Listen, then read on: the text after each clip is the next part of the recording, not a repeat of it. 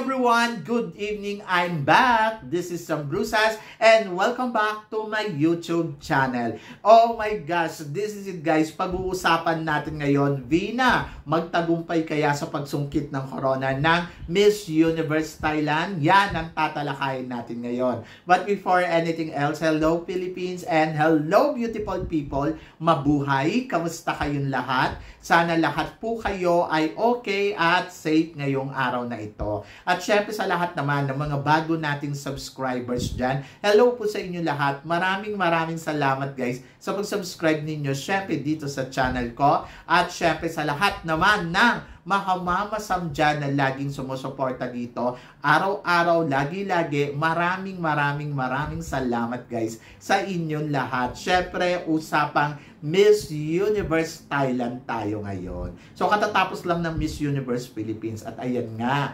nagtagumpay nga ang ating pambato ngayong taon na to na si Atisa Manalo na masungkit niya ang corona ng Miss Universe Philippines. Marami nag-a-attempt na magpaulit-ulit sa isang pageant. Kung tutuusin, andyo dyan, kung titignan mo, si Catriona Gray, di ba? Lumaban ng Miss World and then nag-try ng Miss Universe Philippines and nagtagumpay. Andyo dyan din si Pia Wurtzbach na 3 times nag-attempt ng Miss Universe Philippines. At sa pangatlong pagkakataon doon niya lang nakusungkit ang corona ng Miss Universe Philippines and then naging Miss Universe katulad ni Catriona Gray. And then, si Pauline Amalex, isa to sa mga talagang tinutukan ng lahat at inabangan. So, 3 beses din siya nag-attempt sa Miss Universe Philippines and then sa pangatlong pagkaka-attempt niya, hindi siya nanalo ng Miss Universe Philippines.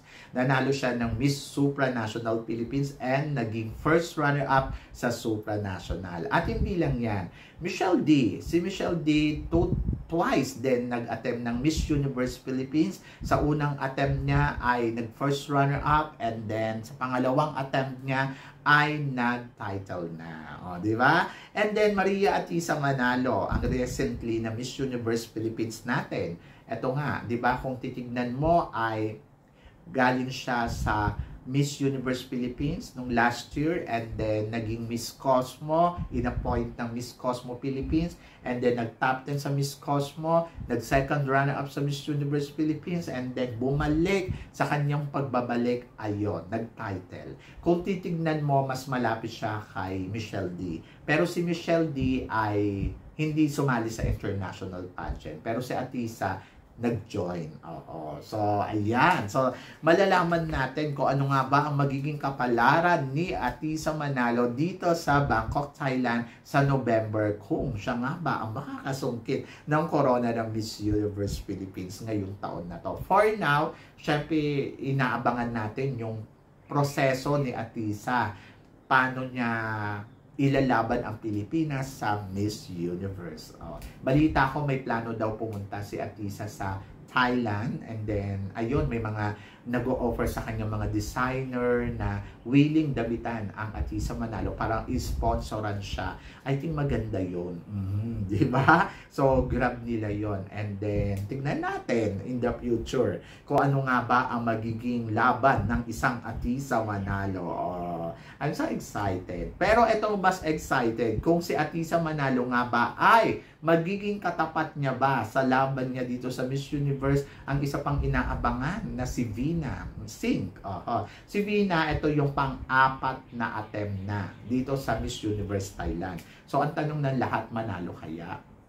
Well, sa nakikita naman natin ngayon ay medyo sumasang-ayon ang langit kay Vina at mukhang laban na laban si Vina at konting-konting hakbang na lang papunta na siya doon sa exciting moment ng Miss Universe Thailand at tingnan natin kung siya nga ba ang magwawagi ng Miss Universe Thailand ngayong taon na to. So, sa panahon ngayon, eto, mga ano lang, ay medyo nagkakaroon ng eksena itong si Vina dahil nga ang mga reigning ng Miss Universe Thailand na under ng TPN ay pinag-unfollow ni Vina. So, dahil ba ito ay nakisakay si Vina sa issue ng sinabi ni Mr. Nawat na hindi invited yung under ng TPN maliban lang kay kanino pa, kay Pasay. Oo. Pero yung the rest hindi daw invited. Pero kasi ang sinabi naman ni Mr. Nawat, ito nilinaw ni Mr. Nawat, hindi invited kasi meron pa silang contract doon. Ang gusto nila malinaw, malinis yung contract, and then okay, welcome sila dito sa bagong organization ng Miss Universe Thailand. Ayun naman yung sinabi ni Mr. Nawat. At malinaw naman yon. Pero itong si Vina, hindi ko alam kung ano ang drama niya kasi pinag-unfollow niya sa Instagram yung mga queens na to. Wala naman nag-utos sa kanya, pero kusa niyang ginawa. And then, tinanong ito si Antonia sa isang interview kung ano ang masasabi niya na in-unfollow siya ni Vina. At alam natin, si Vina at saka si Antonia ang huling magkalaban dito sa Miss Universe Thailand noong nakaraang 2023, kung di ako nagkakamali, di ba? So, silang dalawa ang nagtapat and then hindi pinalad si Vina na manalo ng Miss Universe Thailand. Baka si Antonia ang nagwagi. Pero ang reaction ni Antonia sa pagiging unfollow ni Vina, ang sabi niya, kung ayun ang kagustuhan ni Vina, okay lang. So gawin niya kung ano yung gusto niyang gawin at buhay niya yan at wala siyang magagawa doon. Ang galing, no? Pero sumagot din si Vina doon sa sinagot ni Antonia. Ang sabi naman ni Vina, kung kinakailangan, i-unfollow niya si Antonia ng 10 beses para lang manalo ng Miss Universe Thailand, gagawin niya yon. Diyos ko, naloka ako doon sa part na yon. So dito, bibigyan natin siya ng reaction. Ako, para sa akin, nakita ko kay Antonia yung isang babae na edukada. The way kung paano niya intindihin ang desisyon ni Vina. So, sobrang saludo ako kay Antonia talaga. Sobrang galing ng pananaw and then the way kung paano siya mag-isip sa kapwa niya, malinis. Si Vina, medyo ang dating sa akin ay parang nagiging desperado siya para sa corona ng Miss Universe Thailand. Makuha lang niya to, mapatunayan lang niya na reyna siya.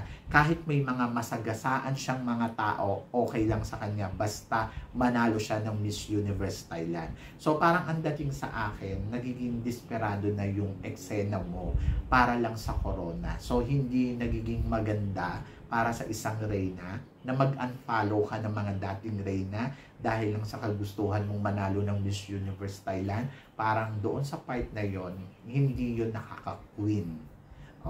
I love Vina Singh and sinusuportahan ko siya mula noon hanggang ngayon. Pero naluloko lang ako sa mga actions niya. Kasi ako, para sa akin, kung talagang destiny mo ang maging isang Miss Universe, kahit naman wala kang gawing actions dyan kusang lalapit sa'yo ang corona. Katulad na nangyari kay Atisa Manalo, di ba? Hindi naman nagpakita ng sige, mas gagalingan ko yung laban ko ngayon dito sa mas hahatawin ko. Sobrang simple, kalmado. Pero siya, ang nagiging dating ay nagiging desperado yung dating. Yung kumbaga parang may nasasagasaan siyang mga ilang tao na hindi nga namamalayan para sa paghangad niyang makuha ang corona ng Miss Universe, di ba? Na sana makuha niya to sa magandang paraan, sa maayos na paraan, at kung para sa kanya. Kung ako nga tatanungin mo, dapat nga hindi na siya sumasali kasi pang-apat na attempt niya na to Kumbaga parang ano ba? Parang ayun lang ba? Ayun lang ba talaga yung gusto mo mangyari para masabi mong successful ka? Successful naman siya sa bawat laban niya. Kaya lang hindi talaga sumasang-ayon yung langit sa kanya. Pero tingin ko naman, this time, I think makukuha niya na to ng bonggang-bongga. Kasi nakakaawa na kapag hindi niya pa to nakuha. I think, sasan-ayon sa kanya yung destiny na tinatawag. Pero sana sa magandang pamamaraan para at least, di ba, wala siyang nasasagasaan, at least yung balik sa kanya ay bongga. So, palagay natin biro yun ni Vina, pero hindi magandang biro kung ganun yung pagbibiro mo. But naniniwala ako na syempre, kahit naman hindi niya i-follow si Antonia sa Instagram, naniniwala ako yung respeto niya at yung hanga niya kay Antonia ay nandoon bilang kapwa niya tao, and then naniniwala ako na mahal niya si Antonia, di ba? Kasi hindi naman yon, pwede naman niya i-follow after nang makuha niya yung corona ng Miss Universe, di ba? So, yon. So, nasa magandang pag-uusap yan. At naniniwala ako na naiintindihan ni Antonia ang eksena ni Vina. Pero ang akin lang, ang reaction ko lang dun, talaga ba kailangan gawin yan ang action, di ba? So, medyo madrama lang yung dating nila. Pero, sige lang, tingnan natin kung saan patutungo ang laban ni Vina dito sa Miss Universe Thailand. And then tingnan natin kung ano ang mararating niya pagdating sa Miss Universe. Di ba? So, yon. So, good luck kay Vina. And then, I hope na sana talaga pagpalain siya na makuha niya na ang corona ng Miss Universe Thailand. Medyo dikdikan yung labanan. Piling ko naman dito sa Saraburi sigurado na siya kasi siya yung talagang malakas dyan. Pero tingnan natin pagdating sa Thailand competition, medyo kasi magiging mahigpit ang labanan kasi marami din talagang magagaling, but magkakaalaman yan. So, good luck kay Vina, and then good luck din syempre sa pambato natin na si Atisa Manalo, di ba? Kung silang dalawa ang magtatapa, Diyos ko, malalaman natin yan sa dulo ng competition kung sino nga ba ang mananalong bagong Miss Universe sa kanilang dalawa. Pero sa ngayon, ando doon muna na kailangan trabahuhin to ni Vina ng todo-todo. At naiintindihan ko kung bakit siya humahantong sa ganong pagkakataon. Kasi talagang gusto niya nang makuha ang corona ng Miss Universe Thailand. So, yan. So, dapat lagi lang tandaan ni Vina na dapat lagi kang grateful. Lagi kang, makatao. Ganon. Kasi syempre, universe to. At magiging mapalad ka kung ganun yung gagawin mo. Diba? So, yon. So, kayo guys, ano guys ang masasabi ninyo dito sa mga pinag-uusapan natin ngayon? So, please comment below para at least malaman ko naman kung ano naman ang chika mo dito sa mga tinatalakay natin. So, yon. So, syempre maraming salamat po sa inyo lahat sa suporta at pagmamahal na binibigay ninyo syempre dito sa channel ko. At sa mga hindi pa po nakaka-subscribe, please don't forget to click like and subscribe my channel at i-click nyo na rin po ang notification bell para more updated kayo syempre sa aking mga chika. Sabi ng ganon, always keep smiling and laban lang. So guys, hanggang dito na lang. Hanggang sa muli nating chikahan. See you tomorrow. Thank you guys.